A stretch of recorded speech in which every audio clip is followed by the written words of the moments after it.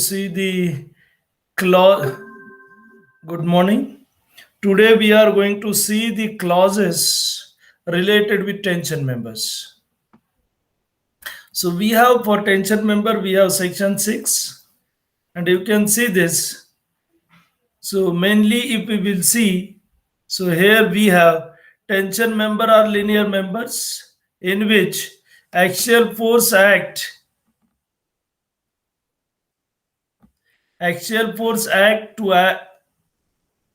to cause elongation. Now here we can see, however, if the gross area of the member yields over a major portion of its length before the rupture load is reached, the member may become non-functional due to excessive elongation. Plates and other road section in tension may also fail by block shear of end bolted regions. Now, here this is most important part of your tension member. So here you can see we have T less than TD. What is T? So we have factored design tension, means we have this as tensile force. Tensile force. And this is tensile strength. Try to understand the difference between these two. This is due to external loads. And this is property of the member.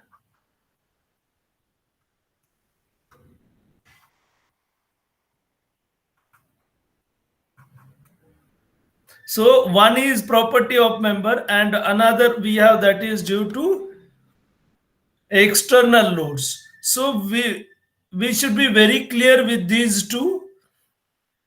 Now we have TD, design strength member of the strength member, that just we have seen. Now the design strength of the member under axial tension TD is, this is most important, lowest of the design strength due to yielding of cross section, which is known as TDG. Rupture strength of critical section, which is known as TDN, and block shear, which is known as TDB. Now for TDG we have clause number 6.2. For TDN we have clause number 6.3, and for TDB clause number 6.4. So TDG, so design strength in tension for yielding of cross section, TDN for rupture at critical section, and TDB, that is block shear strength. So likewise we have these 6.2, 6.3 and 6.4. Now first we will go to 6.2. You can see design strength due to yielding of cross section. The design strength of members under axial tension TDG as governed by yielding of cross section is given as, so we have this formula, TDG is equal to AG Fy upon gamma MO. Now AG we know gross area, Fy we know yield stress, and gamma we know that is partial safety factor. So you can see this partial safety factor, and we know partial safety factor for materials, that is given in table 5. In table 5. So we have this formula. By using this formula we are going to get that tensile strength TDG, which is one number. Now if we will go to 6.3, now this is design strain due to rupture of critical section, and we are going to denote it by TDN.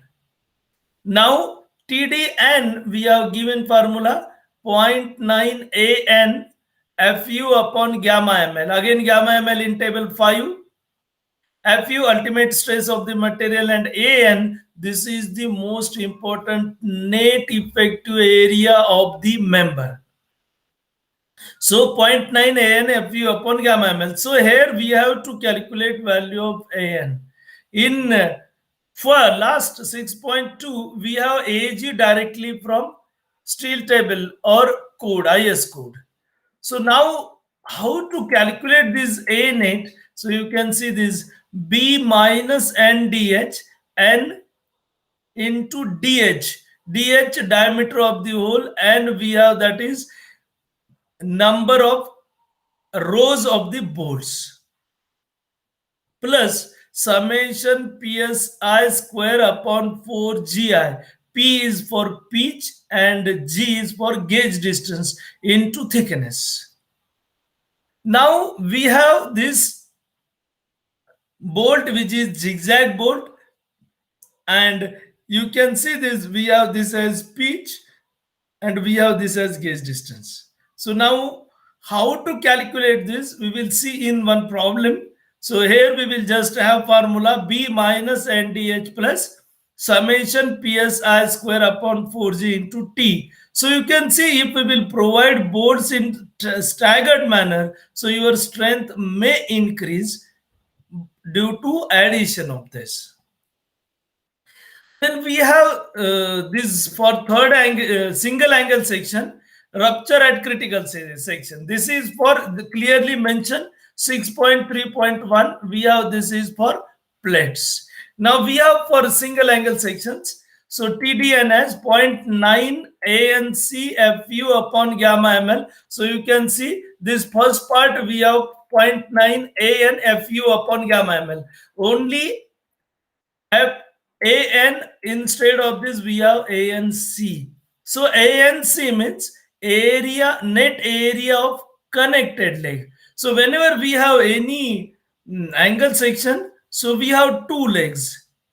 One leg we have outstanding leg and another leg we have connected leg. So if I will say we have like this, then we are going to connect it with one of the leg. So if I will say we have this angle section and we are going to connect it to the plate, so now by different means we can say, and in that case, so we have let us this connection in this question.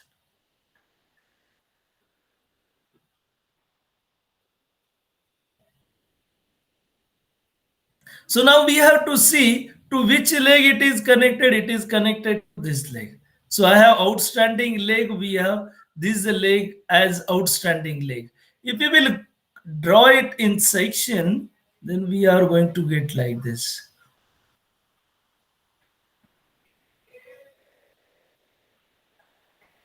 So I have this as connected leg. And this is outstanding leg. And then that is given 0.9 ANC FU upon gamma ml plus beta AGO FY upon gamma mo. And value of beta is given 1.4 minus 0.076 W by T FY upon FU BS upon LC less than or equal to FU we know, gamma MO we know, FY we know, gamma ML we know. So this value we can find, and again one is given. This should not be less than 0.7. So it should be greater than or equal to 0.7. Now you can see this. How we will calculate this W by T? W you can see we have outstanding leg. What is value of W?